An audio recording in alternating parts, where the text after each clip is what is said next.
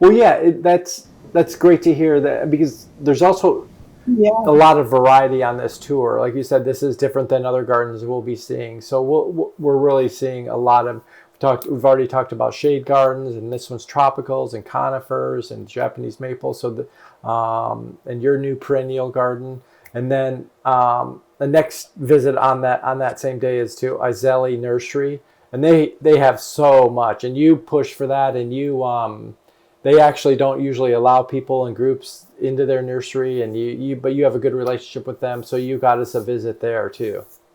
So Iseli Nursery is just a gigantic place. They are not open to the public.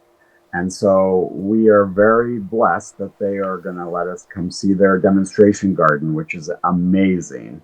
And the majority of plants that they sell are Japanese maples and conifers, but they do also sell peonies and some other plants that go well with Japanese maples and conifers.